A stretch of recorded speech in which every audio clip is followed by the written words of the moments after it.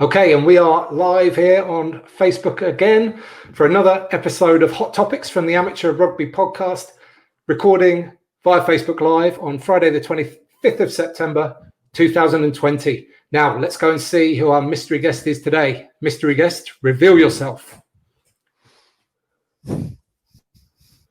Hi. Here he is. I mean, you probably could have guessed, actually, because your name was on the screen and I forgot to hide that. Yeah, this is Sean Phelan, everybody, fellow podcaster and Grassroots Rugby God. Yeah, I wouldn't call myself a podcaster, that's for sure. I wouldn't call myself a Grassroots Rugby God either. Well, there's a few names that people could call me, I'm sure. Well, why don't you introduce yourself and tell us what you would call yourself?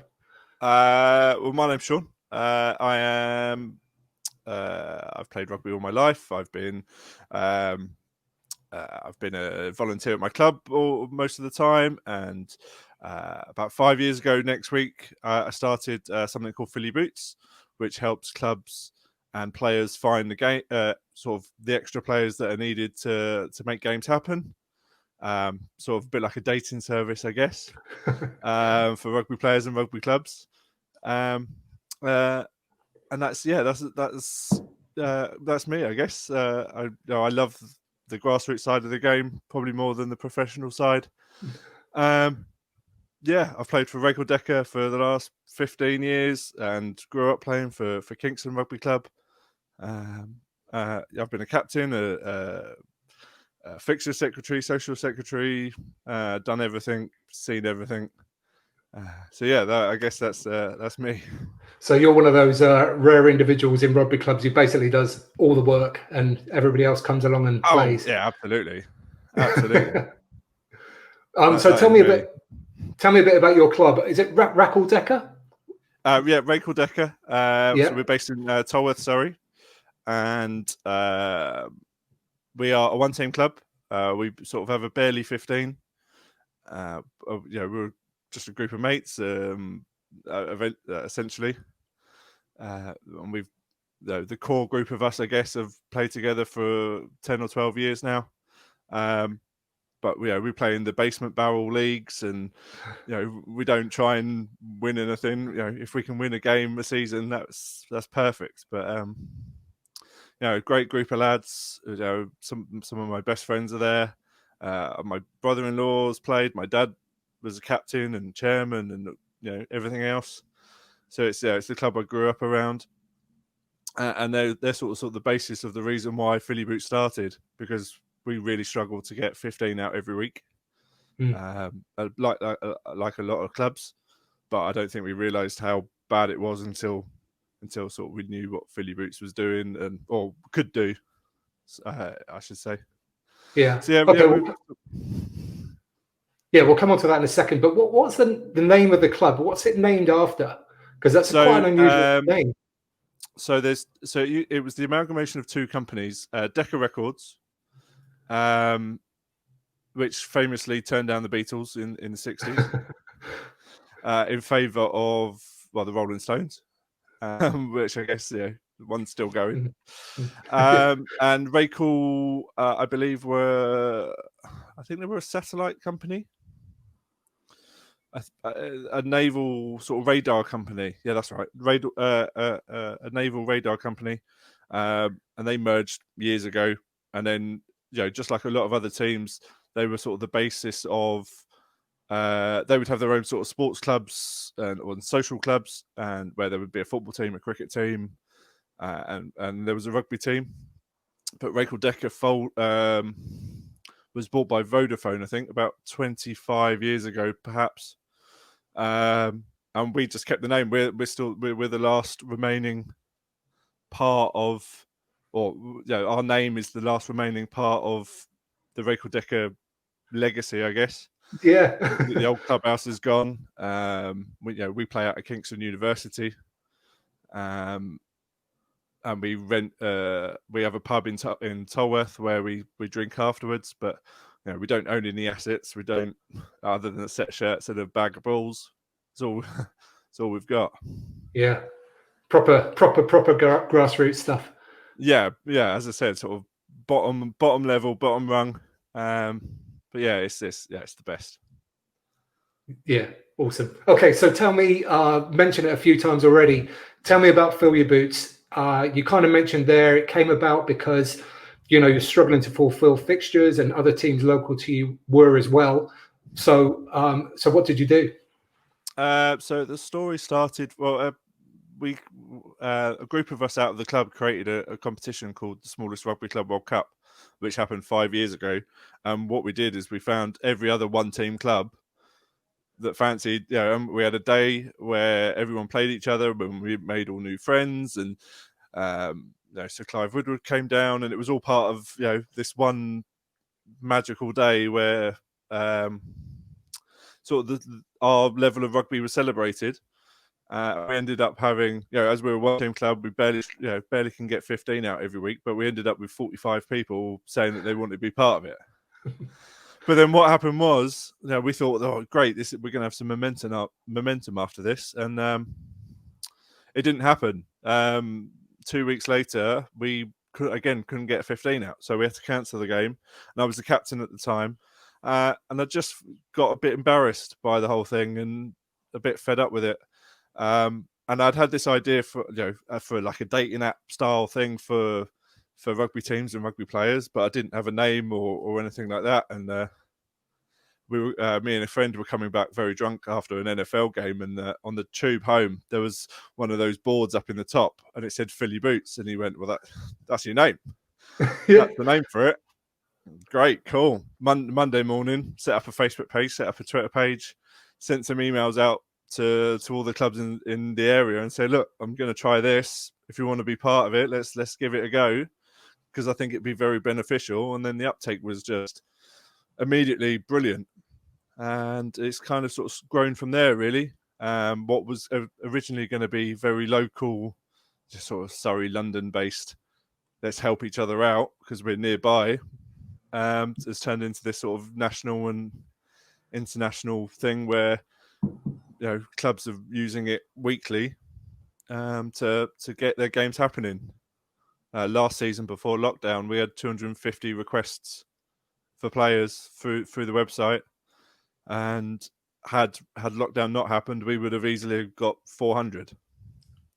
Now, I'm not saying that we can fulfill all 400 or 250, but I would 55-60% had a player going to that game through the website and through the sort of social channels, which if you break things down, then those games happen and those players are playing and the referee's getting a game and everything like that is just it sort of snowballs to the point where, because those 30 people are playing a game of rugby, that means there's 60 pints extra behind the bar that wouldn't have been. So it's all revenue generated. Minimum and 60 probably. I'm being modest, I'm sure, but it's that type of thing where it's sort of snowballed, and because I'm a volunteer just like most people in grassroots rugby, I've never wanted a penny out of this, and it's a hobby and something I enjoy doing, that I get to do things like this and go to Twickenham or to have conversations with the RFU or things like that. So I'm living sort of a rugby dream at the moment. Yeah, nice, really good. So you mentioned there it's gone national, which is great. I knew about that, but I didn't realise it was international as well. So which countries? International is in Scotland, Okay. Wales. Yeah. Well, that's it's international. We've done a few in Ireland and a couple in Germany, and that we managed to get some people a tour game in Germany, which is cool. Through the power of social media, that someone was able to pick up a rugby game, not in their own country, which is great. And because it is social media based, why shouldn't it go all around the world to help out as many people as possible? There's no boundary, so why not? It's 100%. It's just a case, because there's no marketing budget. As I said I've never earned a penny, and whatever I would do, it gets thrown straight back into it, maintenance and all that sort of stuff. That the only way that sort of people really hear about it is word of mouth. Yeah. So doing something like this is great because now your audience will know about it and they'll think, oh, well, we'll start following, and that's great. And the more stuff like this that I get to do, hopefully more people will understand what the sort of system does, and the bigger the pool, the better chance of it working every week. Yeah, 100%. And we'll make sure, everybody, that we'll tell you exactly how to find Sean and fill your boots at the end of the show. And it'll all be linked up in the show notes underneath as well. But you mentioned there you got to play at Twickenham because of this. So what was that story? So a great friend of ours, Trevor Large, from who runs Rugby United, or I think he still does, or he doesn't anymore. Couldn't they were doing something with Dove and couldn't fulfill it. So he said, well, why don't we use the network to put a team of players together and play a touch game at Twickenham just after I think it was the Lions' first test last time round in 2017. So we found some guys from my rugby team who, I wouldn't have not done it without them. But then there was Bruce from Happiness is Egg-Shaped came down from Scotland for the day, and who I'd never met before, but was like, yeah, I'm coming, I'm on my way. And a few other people from other clubs, and a few people that had only sort of played touch before, but now he's actually ended up playing for my club sort of permanently, which is cool. So we got to have this great day at Twickenham, and if Dove want to do it again, then for the next Lions tour, then I'm sure we can get some more teams together. Yeah, I'm sure. Okay, so basically, what you've got your ear to the ground so much in terms of grassroots rugby that what I really wanted to talk to you about is kind of the state of affairs at the moment. Now, I know you put out a survey out to grassroots clubs. It was a couple of months ago, I think, wasn't it? Yeah, sort of middle of lockdown. Yeah. So I just wanted to get kind of a roundup, really, as how you feel like grassroots clubs are getting on at the moment throughout COVID and the associated issues. We'll touch on that before we go to the survey, but I think clubs, I think it's going to be difficult for each clubs at the moment. So there's going to be no competitive rugby between now and January. That's what the RFCU said yesterday. No competitive rugby, which isn't a surprise, I don't think. And if anyone says they are surprised, I don't think they've been watching the news or gone out the house for the last 8 months. But so I think it's just a case of, if you're a well-managed club, I think you'll be fine. If you were teetering on the edge anyway, then I think it's going to be a struggle. And no one wants to see anyone go out of business. And I've heard of a few clubs that have decided to disappear, which is unfortunate. I think the clubs that pay their players or have sort of the fixed costs and things like that, I think they will struggle. National One clubs potentially might struggle because they've got contracted players, and and then up from there, the Championship clubs and the Premiership clubs are going to be in dire straits if they can't get crowds in. So I think it's going to be a mixed bag. I think if you're if you're well managed and you've got your ducks in a row, I think you'll be fine. Apply for any grants that you've got that you know about. The RFU have got plenty. Sport England have got plenty, and I'm sure local councils have got plenty. Other than that, it's going to be difficult with no rugby. So that's on the financial side. So players and trying to keep players interested is going to be really, really tough. Really, really tough. Because there's all these other sports playing competitive games, football. It could be a big winner out of this, but if anyone's a winner, I guess. Mm-hmm. So yeah, it's going to be difficult. It's going to be really difficult. So we're at stage D now of their 5. Is it 5 points? 6 points. 6 point plan. I think, yeah. So step 4. I think we're going to drop back to stage C at some point. I think that's inevitable. So it's just a case of what are clubs and coaches going to be able to do to keep people interested if there's no games happening or you can't go to the clubhouse for a beer or anything like that. So it's going to be tough. It's going to be really tough. Yeah, what are you hearing in terms of training numbers? I've heard a few clubs that seem quite rampant. They seem like they're getting great numbers at training, but I'm sure that's not everybody. I know you've spoken to quite a few people. What's the kind of general trend? I think everyone's doing really well because I think everyone's chomping at the bit to get back to playing something, and if it's then taken away from them, which full game wise it has been, are they going to come back and do another 6 months of fitness training? I don't know. I really don't know. It's going to be tough. But some clubs, Portsmouth, I know, had get 45 plus every week for I think twice a week as well. No, my club's doing okay. We're getting about 10 to train in, which is above normal. Again, yeah, but what it is what happens if they move it back down to stage C when it's just basic touch, or it goes even further to stage B and it's pods of 6 and it's just fitness. I think that's going to be the moment where we sort of worry. And then what happens when it picks back up again, whenever it does next year?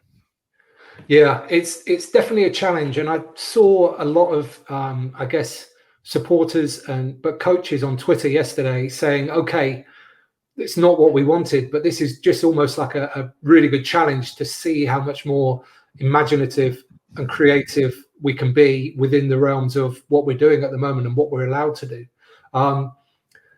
Also, we spoke about this a little bit earlier. Like, it's almost an opportunity to introduce a lot of people that have never played before into the sport. So I'm just wondering if you've heard of people having success with that at all. I not personally, but I'm guessing there are people, and if it is the most perfect opportunity to get new people, sort of, just learning about the game and sort of feeling it out for themselves, rather than, I can speak for my club. If a new player comes down, they're straight on the wing, and you sort of learn the hard way. But there's this opportunity now where people can come along to a session and sort of learn the basics and not get walloped in the first game and lose heart. They can, they can ease their way into, they've got 3 or 4 months, possibly more, where they can get themselves ready and get their confidence up. And so I think clubs should be marketing their training sessions now as, this is the perfect opportunity to learn the game from scratch. Just, a bit like the women's game had the Inner Warrior series and camps and stuff like that. I think, especially for men's rugby, where participation numbers are ridiculously low at the moment anyway. Let's start again. It's almost, we've got a blank canvas here, so let's do something like the Inner Warrior series. Promote the fact that this, come along and try rugby for the first time, and I promise you won't get walloped, and we can teach you how to pass and tackle and do everything properly. So then when you do play your first game in January or whatever it's going to be, then you're going to be ready. Yeah, I'll imagine that though, playing your first game on a wet January day. Oh, well. That'd be horrible. Yeah, exactly. But no, it's a very good point, because I think that contact element for people that have never done it before is a barrier, and it does stop people joining the sport. And turning up to a full rugby training session as your first thing is a big step to take. So I think it definitely is an opportunity. Big time. It's a confidence. It could be a confidence killer. You come down for your first game and get a wallop, and you decide, no, it's not for me. And then you've left the game. You're sort of disheartened with it immediately. But if you've built yourself up after these sort of enforced learning activity, I guess, you're learning everything. You'll be ready to go come game time. Yeah, you'll be excited rather than shitting yourself. Yeah. Okay, so tell me a little bit more about the smallest Rugby World Cup. How many teams did you manage to get to enter that? We had 8 on the day. One pulled out just before, so we actually put, with the 45 players that we had before then, we managed to make a Barbarians team up, and everyone went and played for everyone, so it was great. So yeah, maybe 2013, 2014, was actually my dad that came up with this idea of gathering all these clubs just like us together as sort of a bit of a publicity stunt, and around the 2015 World Cup, just try and do something for the teams around us. And so then there was a handful of us that decided, this is a great idea. Let's go and try it. So it took a year to sort of put together, and we had 7 teams on the day, and then 1 barbarian team, which actually did better than my club. God knows. Yeah.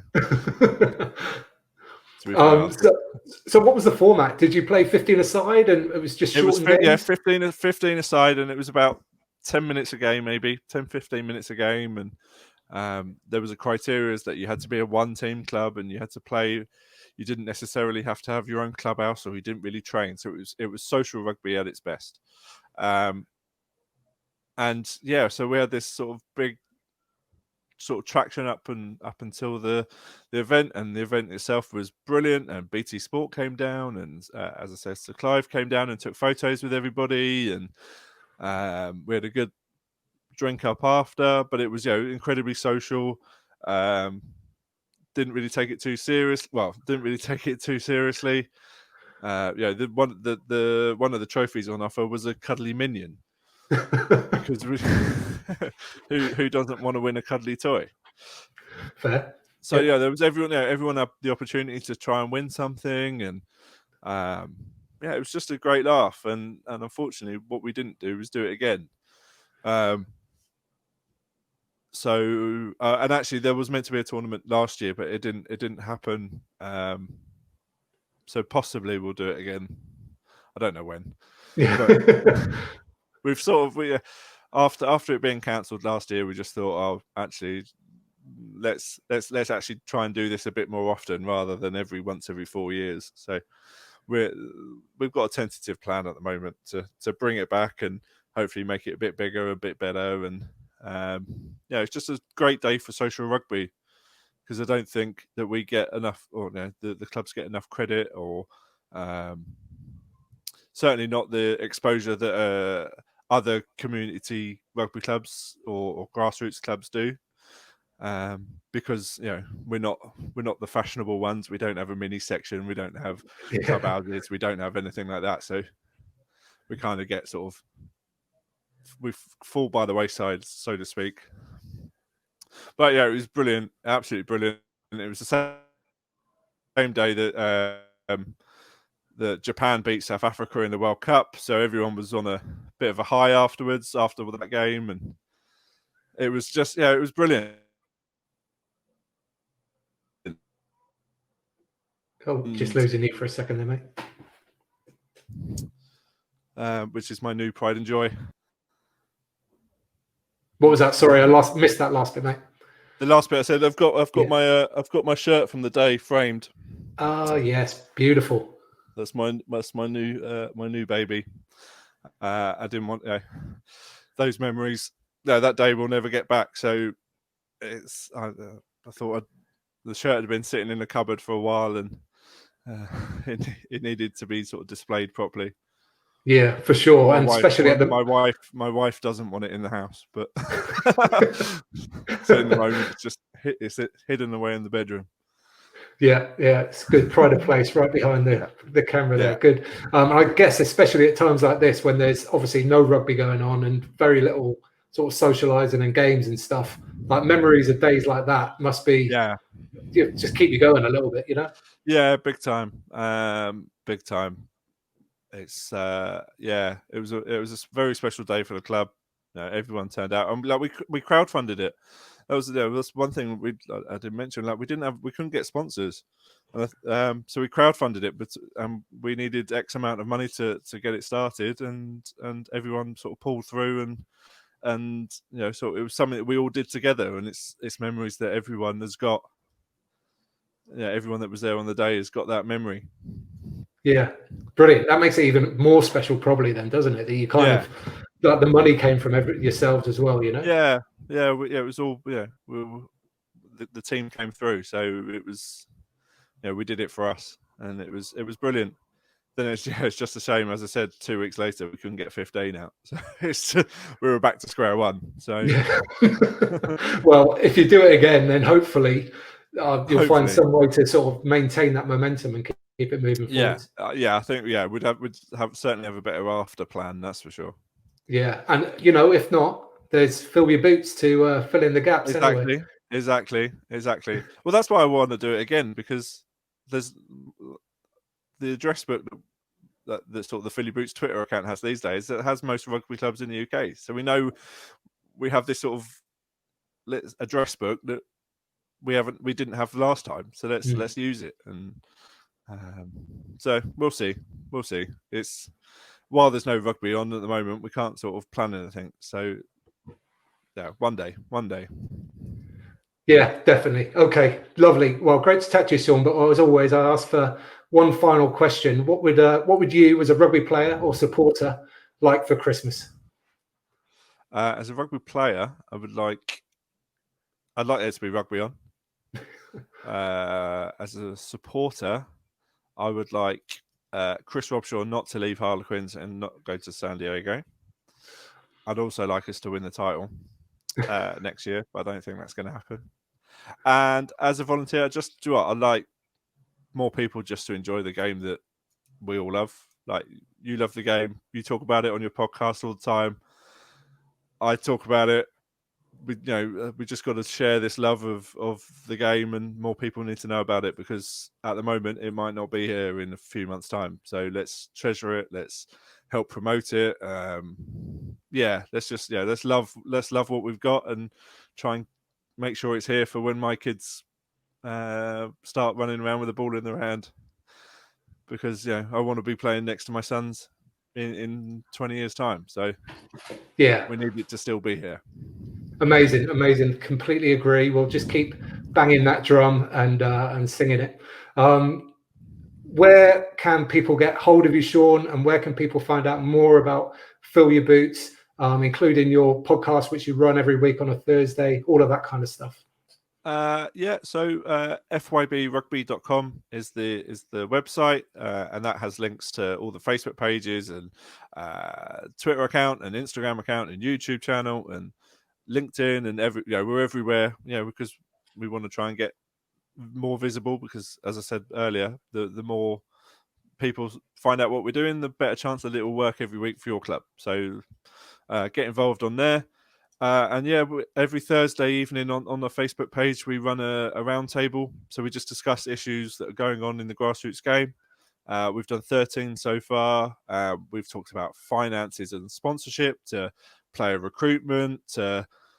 Yesterday we talked about developing clubs during lockdown, and what work can be done off the field while there's no rugby being played. But then we've also had a chat with a WWE Hall of Famer, John Bradshaw Layfield, who wanted to talk about the charities he's got in America. So it's sort of a mixed bag at the moment, and I think it will remain a mixed bag. And come and get involved and ask questions during the show, and we'll put points to the panel. And we'd love to have you on at one point, Tim. It'd be great to pick your brains as well. It's cool, and you can download the podcast on a Friday or watch it on Facebook while it's happening live. Yeah, amazing. If you're involved in grassroots rugby, as I'm assuming most of you are, if you're listening to this podcast, I thoroughly recommend it, because it's very much a feet on the ground, week to week, what's happening in the game at the moment. So my show tends to be a bit more general, a bit more, just generally talking about the game. Sean's show is very much what's happening right now with people that are living it. So I thoroughly recommend it. Yeah, so we've done 13 and we've done 11 actual rounds, sort of 3-person, or 4 including me, discussions. And we've had, I think, 15 clubs represented so far. So, yeah, we're getting from all over the country, from all over the women's game, to the big clubs to the small clubs. So everyone, can put their 2 cents in, and we share some ideas, and we just share a bit of knowledge, because sharing's what's going to keep us all going, and hopefully we can be a bit entertaining as well. yeah, for sure. For sure. Okay, mate. Thank you very much. It's been a real pleasure having you on the show. Pleasure. Appreciate it. Good man. Okay, so and everybody out there, thank you very much for listening. If you've enjoyed it, then tell your mates. That's the way I always find out about podcasts. It's word of mouth mostly. But maybe you're not seeing your mates at the moment, so get on the social channels as well. The Amateur Rugby Podcast is everywhere. Just search for the Amateur Rugby Podcast. And if you've got any questions about the chat that Sean and I have just had, love to get onto that in the comments below. And we'll have a good old chat there about what's been going on. But until then, as best as you can within the regulations, get out and play. Cheers, Sean. Cheers. Thank you.